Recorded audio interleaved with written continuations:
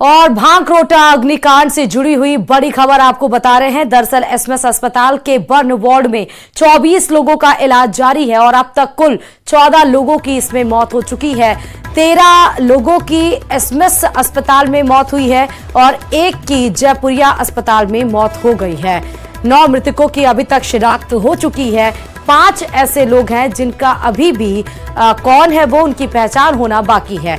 फैजान, गोविंद, राजूराम, हरलाल, महेंद्र, राधेश्याम, शहाबुद्दीन, शाहिद, अनीता मीणा की पहचान हुई है। शेष जो 5 मृतकों हैं उनकी अभी तक शिनाख्त नहीं हो पाई है। सुप्रीम कोर्ट ने मुख्य सचिव से रिपोर्ट भी तलब कर ली है और जिन 5 लोगों की अभी तक शिनाख्त नहीं हो पाई है उनका डीएनए टेस्ट किया जाएगा ताकि उनकी शिनाख्त की जा सके। आपको बता दें कि अब तक 14 लोगों की मौत हो चुकी है। 13 लोग एसएमएस अस्पताल में बताए जा रहे हैं। एक शख्स की मौत जयपुरिया अस्पताल में हुई है। उन सभी में से 5 लोगों की अभी तक शिनाख्त नहीं हो पाई है, पहचान नहीं हो पाई है, लेकिन 9 लोगों की पहचान हो चुकी है। जिन 5 लोगों की शिनाख्त अभी नहीं हो पाई है उनका डीएनए टेस्ट कराया जाएगा। और ये भी आपको बताते चले कि सुप्रीम कोर्ट ने मुख्य सचिव से रिपोर्ट भी तलब कर ली है। बताते चले ये भीषण अग्निकांड की घटना दरअसल शुक्रवार सुबह 5:44 पर होती है, जब एक गैस से भरा कंटेनर डीपीएस यानी कि दिल्ली पब्लिक स्कूल से जब यू टर्न लेता है तो वो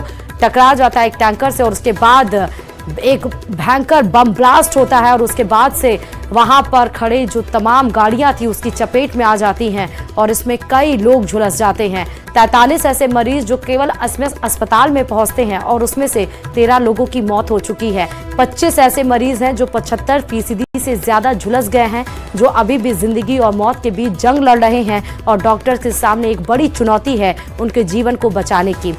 एक शख्स की मृत्यु जयपुरिया अस्पताल में होती है। 14 में से 9 लोगों की पहचान हो चुकी है, जिनका नाम हम आपको एक बार फिर से बता रहे हैं, जिसमें फैजान, गोविंद, राजूराम, हरलाल, महेंद्र, राधेश्याम, शहाबुद्दीन, शाहिद, अनीता मीणा, इन सब की पहचान हुई है। जिन 5 लोगों की अभी तक पहचान नहीं हो पाई है उनका डीएनए टेस्ट कराया जाएगा। और इस बीच में न्यूज़ 18 राजस्थान में जो आप पहली तस्वीर देख रहे हैं एसएमएस अस्पताल के बाहर की, उस पिता के बेटे की वो तस्वीर है जब इस ट्रक टैंकर भिड़ंत में ये 20 साल 6 महीने अभी इसको पूरे हुए हैं और ये उसका शिकार हो जाता है। एसएमएस मोर्चरी के बाहर भांकरोटा हादसे के मृतक के परिजनों का रो रो कर बुरा हाल है। मृतक फैजान और गोविंद के पिता न्यूज़ 18 से बातचीत के दौरान रो पड़े।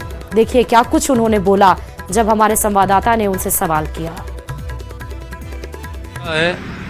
तो रात को 9 बजे निकला था बस से लेक सिटी, इसके मामा के आने। तो उसको रात को उसकी मम्मी से बात हुई थी मेरे से। तो क्या करने निकला था? शादी थी और यहाँ आया था इसके मामा का। तो भांकरोटा थाने से फोन आया सुबह, कैसा सा हो गया अब? नहीं, शादी में आया, शादी है यहाँ पे 28 तारीख से। अच्छा। तो वो यहाँ पहले आ रहा था जो टोड़ा में उसके मामा के घर और ऐसा हादसा हो गया। तो अकेला आया था? अकेले ही था वो, हम सब बाद में आने का था। कितने साल का था? 20 साल 6 महीने का हुआ है। जो बिल्कुल बुरी तरह से जल चुकी थी, ऐसी डेड बॉडीज अपने रिसीव करी। 5 वो पेशेंट हैं, उसके अलावा जो सीरियस पेशेंट थे उनमें से 8 की डेथ आज सुबह 5 बजे तक हो गई थी। तो इस तरह से कुल मिलाकर टोटल हमारे पास अभी 13 डेथ रिपोर्टेड हैं और एक डेथ जो डेड बॉडी है वो जयपुरिया अस्पताल में हुई थी। इस हिसाब से 14 हैं। अभी 27 पेशेंट्स अपने यहाँ पर भर्ती हैं और उनका इलाज सभी चिकित्सक मिलकर अपनी भरपूर कोशिश कर रहे हैं कि मोर्टेलिटी जितनी कम से कम हो, उसके प्रयास में लगे हुए हैं। लेकिन फिर भी कुछ पेशेंट्स काफ़ी सीरियस हैं। सभी चिकित्सक लगे हुए हैं किसी भी तरह से उनको बचाने के लिए।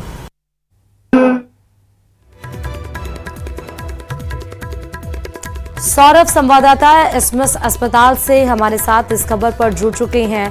क्या लेटेस्ट अपडेट है सौरभ?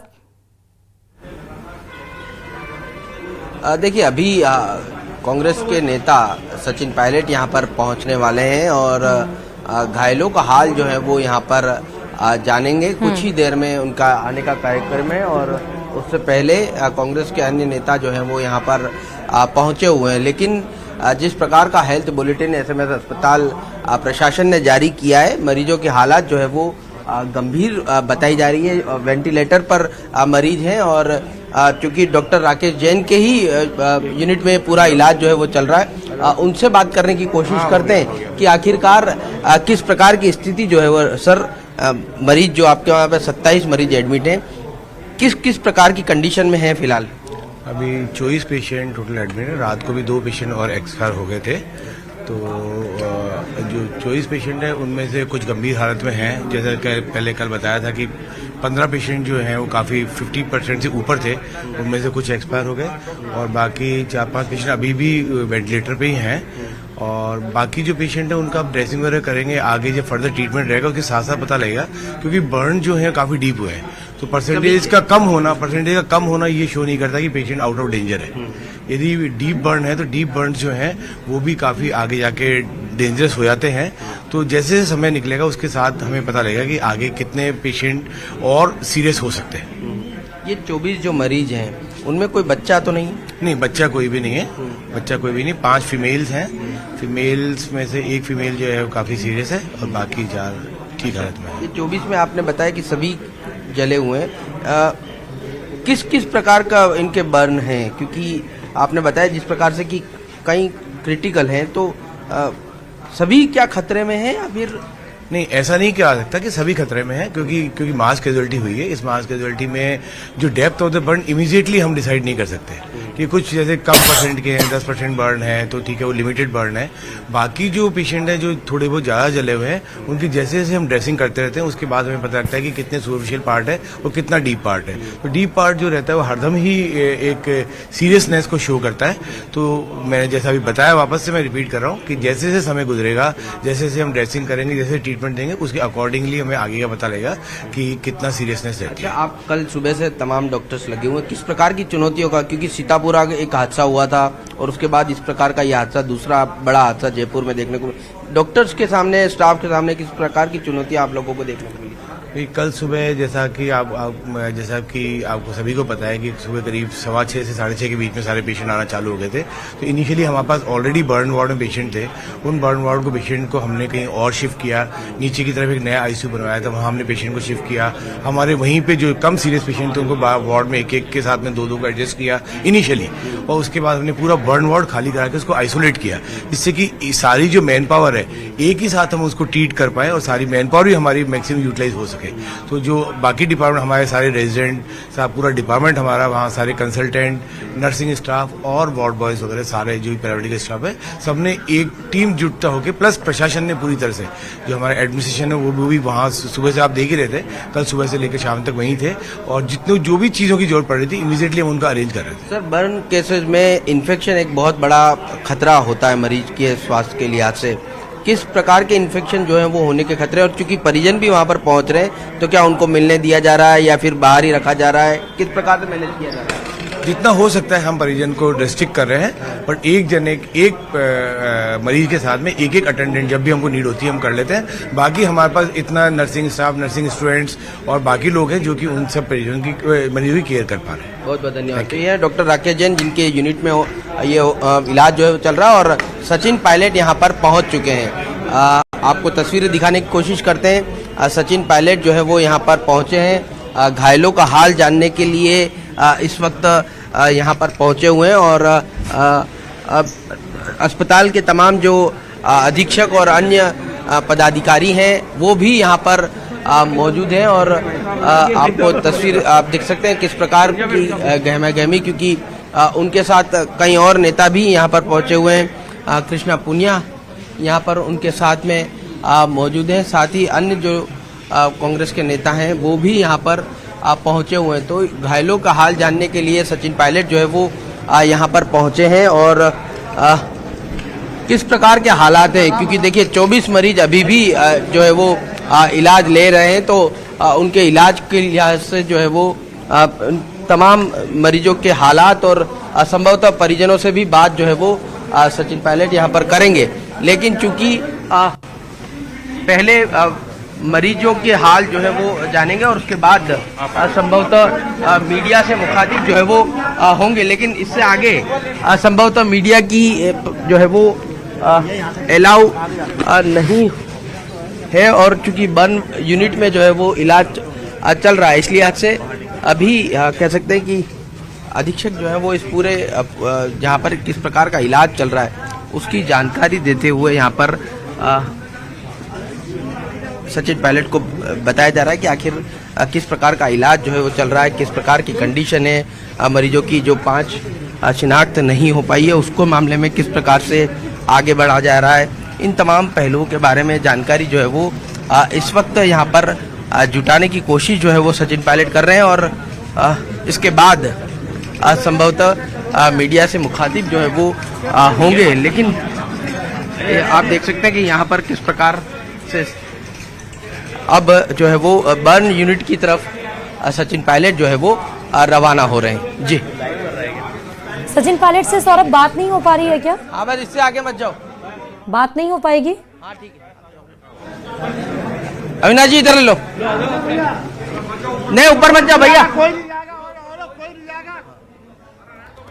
तो सौरभ हमारे संवाददाता एसएमएस अस्पताल से एक्सक्लूसिव तस्वीरें ये दिखा रहे हैं जहां सचिन पायलट एसएमएस अस्पताल में मरीजों का हाल चाल जानने के लिए पहुंचे थे और इसके पहले आपने कल देखा था कि पीसीसी चीफ गोविंद सिंह डोटासरा वहां पर पहुंचे थे। हालांकि सचिन पायलट से इस दरमियान बात नहीं हो पाई, लेकिन सौरभ जरूर कोशिश करेंगे जब वो बाहर निकलेंगे तो उनसे बात तो हो पाए। फिलहाल ये सौरभ लगातार हमारे साथ जुड़े हुए हैं। सौरभ, सचिन पायलट से बात नहीं हो पाएगी क्या? जी बिल्कुल होगी, लेकिन पहले मरीजों की हाल और परिजनों से बातचीत जो है वो पहले सचिन पायलट करेंगे, उसके बाद मीडिया से जो है वो मुखातिब होंगे। लेकिन चूंकि यहाँ पर पहुँचे हैं, जिस उद्देश्य से यहाँ पर पहुँचे हैं पहले वो पूरा करना चाहते हैं। चूंकि मरीज चूंकि 24 मरीज जो हैं वो इस वक्त जिंदगी और मौत के बीच में जो है वो झूल रहे हैं, इसलिए आज से पहले डॉक्टर से ये जानकारी लेने की कोशिश जो है वो की गई है कि आखिरकार किस प्रकार का ट्रीटमेंट जो है वो उनका चल रहा है। और अब मरीज चूंकि संभवतः बर्न वार्ड में तो वो नहीं जा पाएंगे, लेकिन जो परिजन हैं उनसे जो है वो तमाम चीज़ों के बारे में जानकारी जुटाएंगे, उनसे बातचीत करेंगे, इलाज के बारे में पूछेंगे, उन्हें किसी प्रकार की दिक्कतें तो नहीं है, इस प्रकार की जानकारी जो है वो लेंगे और उसके बाद मुलाकात के बाद वो मीडिया से जो है वो मुखातिब होंगे। लेकिन जिन मरीजों की हालात क्रिटिकल बताई जा रही है, 7 मरीज जो हैं वो फिलहाल वेंटिलेटर पे है, तो ये मुश्किल भरा उन तमाम मरीजों के लिए भी है, डॉक्टर्स के लिए भी है और उनके जो परिजन हैं उनके लिए भी ये समय जो है वो बहुत मुश्किलों भरा है, क्योंकि ज़्यादातर मरीज ऐसे हैं जो 80% से ज़्यादा जो है वो झुलसे हैं। तो मुश्किलें जो है वो लगातार बनी हुई हैं और आशंका भी लगातार बनी हुई है कि मौत का आंकड़ा जो है वो चूँकि जिस प्रकार की हालत है ऐसे में आशंकाएं हैं। हालांकि तमाम प्रयास जो है वो अस्पताल प्रशासन द्वारा लगातार किए जा रहे हैं। जी बिल्कुल, और कोशिश भी यही है डॉक्टर्स की भी और हम सब की भी कि जिनकी गंभीर हालत भी है वो जल्द से जल्द स्वस्थ होकर बाहर लौटे। और अब सौरभ आप बता रहे हैं और भी कई सारे लोगों का वहां पर पहुंचने का सिलसिला जारी है, सचिन पायलट के अलावा और कौन कौन पहुंचा है? देखिए फिलहाल सचिन पायलट और उनके साथ कुछ कांग्रेस नेता जो हैं वो यहाँ पर पहुँचे हैं। कृष्णा पुनिया यहाँ पर उनके साथ आई हुई पूर्व सांसद और पूर्व विधायक जो है वो उनके साथ यहाँ पर पहुँची हैं। लेकिन अभी चूँकि और भी नेता चूँकि आज संभवतः दिन भर में ये मुलाकातों का दौर जो है वो जारी रहने की संभावना है। कल कई नेता जो है वो एसएमएस अस्पताल पहुँचे थे। मुख्यमंत्री ने घटना के तुरंत बाद अस्पताल आकर तमाम व्यवस्थाएं जांची परखी थी और डॉक्टर्स को संपूर्ण इलाज इनका करने के निर्देश जो है वो दिए गए थे। और उसके बाद देखने को मिला था कि दिन भर ये सिलसिला जो है वो लगातार चलता रहा। तो आज भी संभवतः ये सिलसिला चूँकि जारी रहेगा। 24 मरीज अभी भी इलाज जो है वो ले रहे हैं, तो आज भी संभवतः तमाम नेता जो है वो यहाँ पर पहुँच कर मरीजों का हाल जो है वो जान सकते हैं। लेकिन हाल फिलहाल सचिन पायलट यहाँ पर मौजूद हैं, बर्न यूनिट में भी वो मरीजों का हाल जानने के लिए पहुंचे हुए हैं और कुछ देर में ही वो यहाँ पर पहुंचेंगे और मीडिया से मुखातिब होंगे। सौरभ, आप बता रहे थे कि एसएमएस अस्पताल में जो लोग भर्ती हैं वो काफ़ी दूर दूर से हैं, डूंगरपुर, अजमेर, और आने में परिजनों को 8 से 10 घंटे लग जाते हैं। तो क्या जितने लोग हैं वहाँ पर अभी, या जितने लोगों की शिनाख्त हो पाई है, सबके परिजन पहुँच गए हैं या अभी सिलसिला कम है परिजनों के पहुँचने का? जी बिल्कुल, देखिए ज़्यादातर मरीजों के परिजनों से संपर्क जो है वो हो चुका है और उनको डीओआईटी की टीम जो है वो संपर्क में है और उन्हें यहाँ पर बुला लिया गया है और कई मरीजों के परिजन जो है वो यहाँ पर पहुँच चुके हैं। इंद्राज गुर्जर हैं, उनसे बात करते हैं। वेद प्रकाश सोलंकी हैं, वो भी यहाँ पर आए हुए हैं। इंद्राज जी, जिस प्रकार का घटनाक्रम हुआ है, क्या कुछ कहना चाहेंगे? क्या कोई कमियाँ आपको नजर आई इस पूरे घटनाक्रम में? देखिए, जो भी घटनाक्रम हुआ बहुत ही गलत हुआ है, बहुत ही बड़ी दुर्घटना है कि कितने लोगों की कैजुअलिटी हुई, कितने लोग घायल हुए, क्या परिस्थितियां बनी। हम सब लोगों की संवेदनाएं उन लोगों के साथ हैं, कांग्रेस पार्टी की संवेदनाएं उनके साथ हैं और सरकार से मैं आग्रह करता हूं कि इस मामले की उच्च स्तरीय जांच कराएं और जांच रिपोर्ट जल्दी मंगाएं। ऐसा नहीं कि जांच रिपोर्ट कई सालों तक नहीं आती है और घायलों के तो निर्देश दे दिए। बिल्कुल, घायलों की जो इलाज है उनका समुचित रूप से कराया जाए। यहाँ नहीं हो तो बाहर भी अगर कहीं भेजना हो तो वहां से कराया जाए। और जो मृतकों को जो राशि दी गई है, मैं मानता हूँ राशि बहुत कम है, 5-5 लाख रुपए की राशि दी गई और राशि बहुत कम है। मृतकों को मुआवजा राशि बढ़ाई जाए, सरकार इस बात पर ध्यान दे। लेकिन जिस प्रकार का ये हाईवे है और लगातार यहाँ पर निर्माण कार्य आप देख रहे हैं कितने सालों से लगातार चल रहा है, क्या लगता है ये निर्माण कार्य अगर सही समय पे हो जाते तो इस प्रकार का हादसा टल सकता था, या क्या कुछ सुझाव जो है वो आप राज्य सरकार को देना चाहेंगे? देखिए, NH-48 की जो हालात हैं, उस देश में सबसे बड़ी दुर्गति अगर किसी हाईवे की है तो NH-48 की है, क्योंकि हमारे विधानसभा क्षेत्र भी इस हाईवे पे आती है। लगातार 15 से 20 साल से इसका काम चल रहा है, 4 लेन का, 6 लेन का, लेकिन अभी तक ये काम पूरा नहीं हुआ। जाम लगा रहता है, पूरी दुर्घटना इस पे होती रहती है।